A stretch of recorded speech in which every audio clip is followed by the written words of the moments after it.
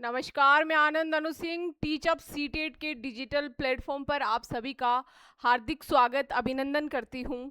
जैसे कि हमारा अधिगम का टॉपिक चल रहा था, एक क्लास हम अधिगम की कवर कर चुके हैं। आज हमारे अधिगम की दूसरी क्लास है। 15 क्वेश्चंस हमने कवर कर लिए और क्वेश्चन नंबर 16 से आज हम स्टार्ट करेंगे। तो सबसे पहले तो ये बताइए, कोई भी नया बच्चा जुड़ा है तो क्या आपने टीच अप सीटेट के चैनल को सब्सक्राइब कर लिया है? हाँ जी।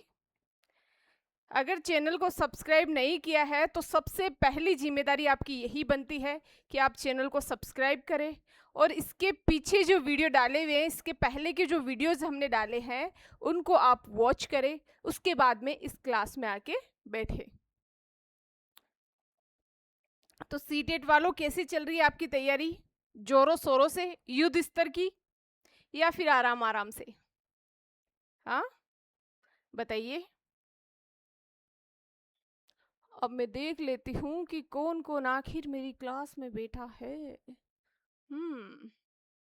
अब मुझे साफ साफ नजर आ रहा है कि आखिर कौन क्लास में बैठा है, कौन उपस्थित और कौन अनुपस्थित है।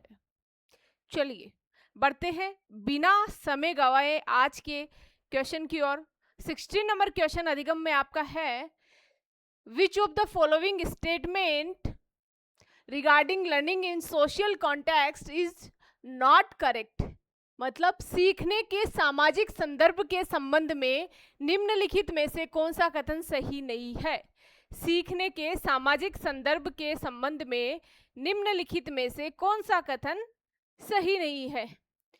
Communication and interaction are important for learning. All learning is undertaken by individual in their own heads. Students come to school with a lot of understanding that comes from their culture, and when students work collaboratively to assist one another, their learning is strengthened, reinforced and refined. मतलब सीखने के सामाजिक संदर्भ के संबंध में बताना है कि कौन सा कथन सही नहीं है। तो संप्रेषण व अंतःक्रिया सीखने के लिए महत्वपूर्ण है। बिल्कुल, सीखने के लिए संप्रेषण और अंतःक्रिया महत्वपूर्ण है। सीखने का सभी कार्य व्यक्ति द्वारा उनके दिमाग में किया जाता है। कौन सा कथन सही नहीं है बताना। विद्यार्थी स्कूल में अपनी संस्कृति से बहुत सी समझ लेकर विद्यार्थी स्कूल में अपनी संस्कृति से बहुत सी समझ लेकर आते हैं। जब विद्यार्थी एक दूसरे की सहायता करते हुए सहयोगात्मक रूप से काम करते हैं तो उनका अधिगम सुदृढ़, प्रबलित और परिष्कृत होता है।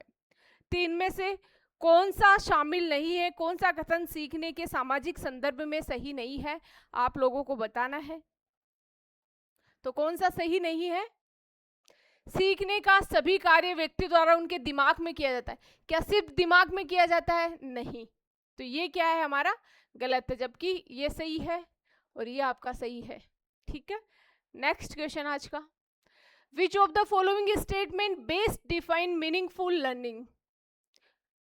निम्न में से कौन सा कथन सार्थक अधिगम को श्रेष्ठ परिभाषित करता है? कौन सा कथन सार्थक अधिगम को श्रेष्ठ रूप से परिभाषित करता है, ये आपको बताना है। हाँ जी। Learning is limited to remembering fact given in text book. Learning is an active process that taken into account to information children learn outside of school. Learning is measurable by use of standardized paper pencil test only. In the process of learning, a student should receive information from the teacher only. निम्न में से कौन सा कथन सार्थक अधिगम की श्रेष्ठ परिभाषित करता है, सार्थक अधिगम को श्रेष्ठ तरीके से परिभाषित करता है, ये आपको बताना है। ऑप्शन आपके सामने है। अधिगम पाठ्यपुस्तकों में दिए गए तथ्यों को याद करने तक सीमित है। क्या अधिगम पाठ्यपुस्तकों में दिए गए तथ्यों को याद करने तक सीमित है? नहीं। अधिगम एक सक्रिय प्रक्रिया है जो बच्चों द्वारा विद्यालय के बाहर ली गई जानकारी को सम्मिलित करता है। सिर्फ बाहर ली गई जानकारी को सम्मिलित करता है ऐसा तो नहीं है, चाहे विद्यालय के अंदर ली गई हो या विद्यालय के बाहर, औपचारिक और अनौपचारिक दोनों रूप से ली गई जानकारी को सम्मिलित करता है। अधिगम को केवल पेपर पेंसिल आधारित मानकीकृत परीक्षाओं द्वारा ही मापा जा सकता है, या अधिगम प्रक्रिया में विद्यार्थियों को केवल शिक्षक द्वारा जानकारी मिलनी चाहिए। तो कौन सा कथन सार्थक अधिगम की श्रेष्ठ परिभाषित करता है, बताइए। 17 नंबर क्वेश्चन का आंसर बताइए। अधिगम एक सक्रिय प्रक्रिया है जो बच्चों द्वारा विद्यालय के बाहर ली गई जानकारी को सम्मिलित करता है। विद्यालय के बाहर ली गई जानकारी को सम्मिलित करता है। हाँ, विद्यालय में तो करता ही है, विद्यालय के बाहर भी ली गई जानकारी को सम्मिलित करता है। नेक्स्ट क्वेश्चन हमारा, the process of meaningful learning need to be meditated by personal philosophy and perspective of learners, the knowledge received by the learner from the teacher, the requirements of the curriculum, grade towards summative assessment based primarily on view of expert। अर्थपूर्ण सीखने की प्रक्रिया किससे सुसाध्य होती है? अर्थपूर्ण सीखने की प्रक्रिया बताइए। अर्थपूर्ण सीखने की प्रक्रिया किससे सुसाध्य होती है? विद्यार्थी के निजी दर्शन शास्त्र व दृष्टिकोण से, या विद्यार्थियों द्वारा शिक्षिका से प्राप्त ज्ञान द्वारा, या संकलित आकलन के लिए की गई पाठ्यचर्या। बात अर्थपूर्ण सीखने की है तो विद्यार्थियों के निजी दर्शन शास्त्र एवं दृष्टिकोण से हम सीख सकते हैं। A is right answer. Next question हमारा, children often from alternative conception and misconception about various concept, Which of the following statement is not correct in this context? बच्चे अक्सर विभिन्न संकल्पों के बारे में वैकल्पिक संकल्पनाएं और भ्रांतियां गठित कर लेते हैं। इस संदर्भ में निम्न में से कौन सा कथन सही नहीं है? वैकल्पिक संकल्पनाओं और भ्रांतियां गठित कर लेते हैं किसके संबंध में? विभिन्न संकल्पों के बारे में। तो कौन सा कथन इनमें से सही नहीं है बताना है। एक अध्यापिका को बच्चों द्वारा गठित वैकल्पिक संकल्पनाओं और भ्रांतियों को सख्त रूप से हतोत्साहित करना चाहिए। बच्चों और वयस्कों में वैकल्पिक संकल्पनाओं और भ्रांतियों का गठन बहुत स्वाभाविक है। एक अध्यापिका को निश्चित रूप से इन वैकल्पिक संकल्पनाओं और भ्रांतियों पर गौर करना चाहिए क्योंकि ये सीखने सिखाने की प्रक्रिया में महत्वपूर्ण है। वैकल्पिक संकल्पनाएं और भ्रांतियां सदैव निराधार नहीं होती हैं, बल्कि बच्चों को अपने आसपास की दुनिया के बारे में सहज समझ को दर्शाती है। कौन सी बात इसमें सही नहीं है? उन्होंने क्या बोला है कि उनको सख्त रूप से हतोत्साहित करना चाहिए। कीवर्ड्स पकड़ना है, सख्त रूप से हतोत्साहित करना। सख्त रूप से हतोत्साहित हम बच्चे को नहीं कर सकते हैं, तो ये हमारा क्या है? गलत है। बाकी आपकी तीनों बातें इसमें सही कही गई है। नेक्स्ट क्वेश्चन आपका, misconception among children are abnormal, atypical, natural या फिर रेयर। बच्चों में भ्रांतियां होनी चाहिए, बच्चों में भ्रांतियां होनी चाहिए असामान्य, अप्रारूपिक, प्राकृतिक या दुर्लभ। कैसी भ्रांतियां होनी चाहिए बच्चों में बताना है हमें। तो बच्चों में नेचुरल भ्रांतियां होनी चाहिए, प्राकृतिक भ्रांतियां होनी चाहिए, न कि अप्रारूपिक, असामान्य या दुर्लभ। नेक्स्ट क्वेश्चन हमारा, misconception among students represent their statistics, extremely flawed and irrational thinking process, higher order emotional and intellectual abilities, native and intuitive understanding about concept, serve cognitive defenses and neurological disorders। विद्यार्थियों के बीच भ्रांतियां उनके बारे में क्या बतलाती है? विद्यार्थियों के बीच भ्रांतियां उनके बारे में क्या बतलाती है? अत्यंत गलत और तर्कहीन सोच प्रक्रिया, उच्च क्रम की भावनात्मक और बौद्धिक क्षमताएं, अवधारणाओं के बारे में भोली और सहज समझ, या फिर गंभीर संज्ञानात्मक कमियां और तंत्रिका संबंधी विकार। क्या दर्शाती बताओ 21 नंबर क्वेश्चंस में। अवधारणा के बारे में क्या दर्शाती है? भोली और सहज समझ दर्शाती है। अवधारणाओं के बारे में भोली और सहज समझ दर्शाती है। C is right answer. Next question, practice आप बराबर करते रहिए। अगर आप सिर्फ प्रैक्टिस भी करेंगे तो भी आप आराम से 90 क्वेश्चंस वहाँ पे राइट कर सकते हैं। और इतने ही अगर आप जनरल कैटेगरी से आते हैं तो आपको 90 क्वेश्चंस, और अदर कैटेगरी है तो 82 क्वेश्चंस आपको राइट करने हैं। इतने क्वेश्चंस तक आप आसानी से पहुँच सकते हैं, बशर्ते आप सारी क्लासेस देखते हैं, क्वेश्चंस की प्रैक्टिस लगाते हैं और आप एनसीईआरटी साथ में पढ़ते हैं। क्वेश्चन को पढ़िए और जवाब दीजिए, क्या है राइट आंसर।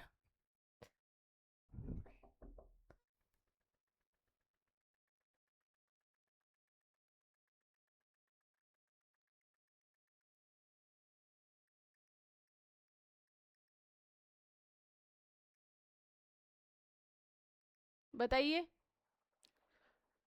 निम्नलिखित में से कौन सा विद्यार्थियों द्वारा निर्मित भ्रांतियों से निपटने के लिए एक रचनात्मक दृष्टिकोण है।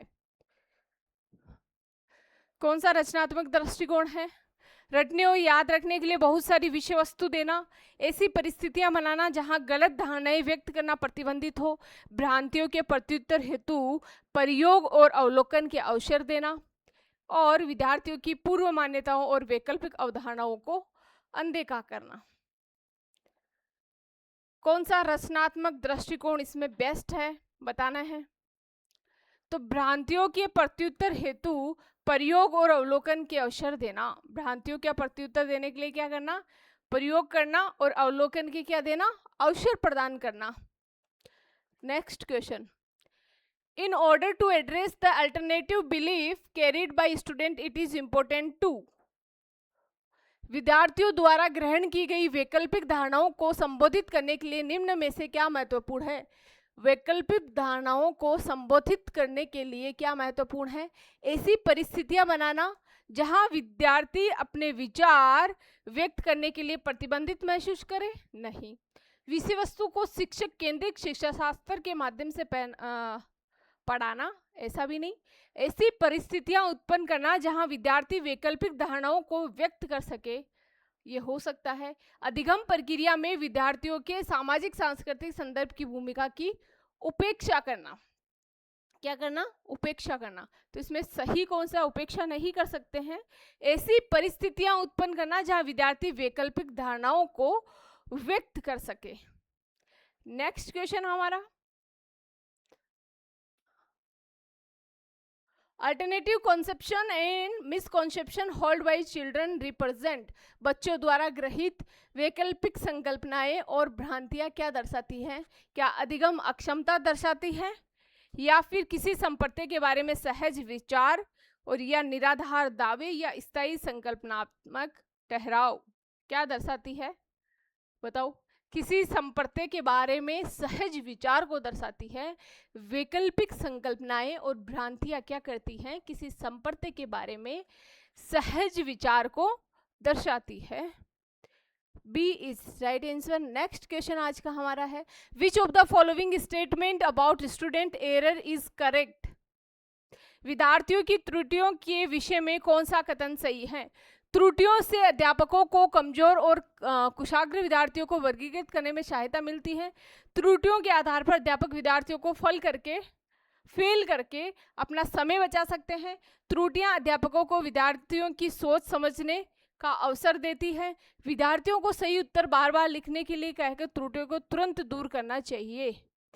तो इसमें क्या करना चाहिए, 25 नंबर क्वेश्चन में, त्रुटियां अध्यापकों को विद्यार्थियों की सोच समझने का अवसर देती है कि विद्यार्थी क्या सोच रहा है ना, कहाँ पे गलती कर रहा है, क्या सोच के गलती कर रहा है, कौन सा कॉन्सेप्ट उसके दिमाग में बैठा हुआ है, उन सब चीज़ों का टीचर को क्या होता है, पता चलता है। C is right answer.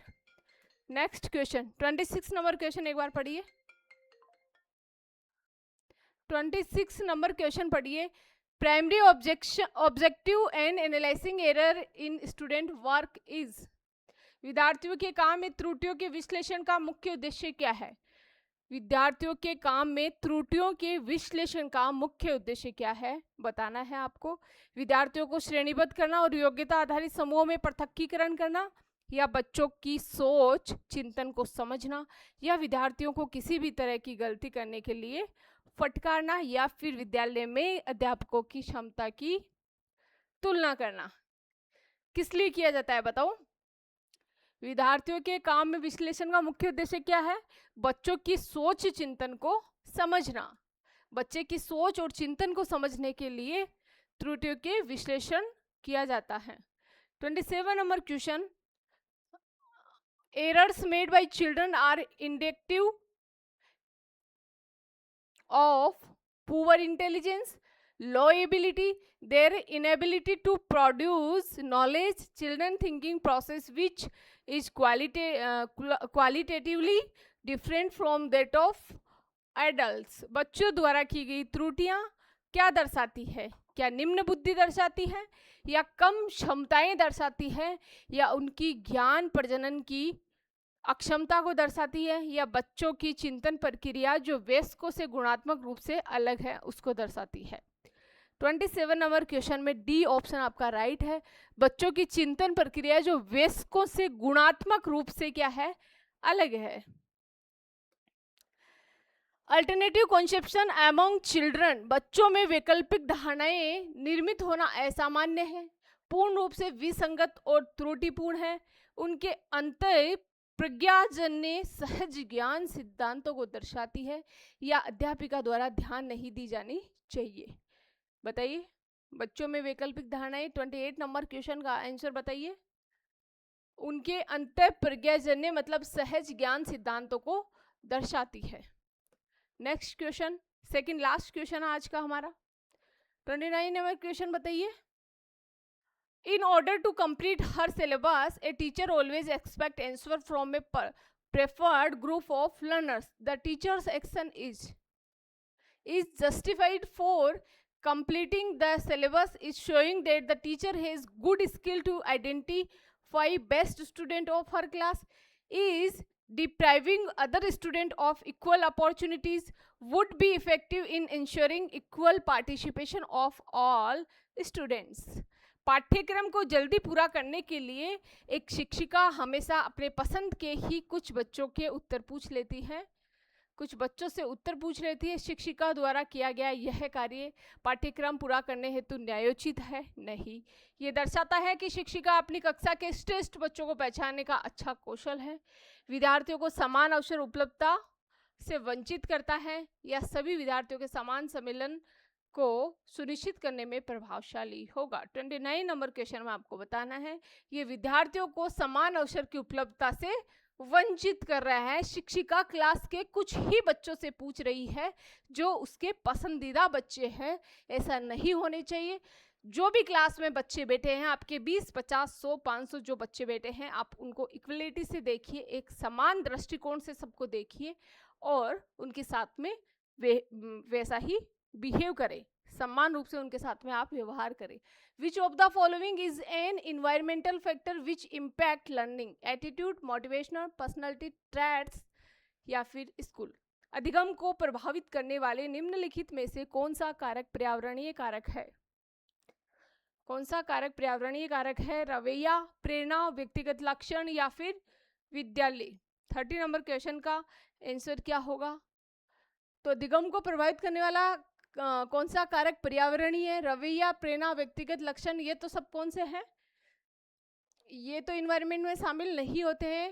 विद्यालय क्या है? इन्वायरमेंट में शामिल है। D is right answer.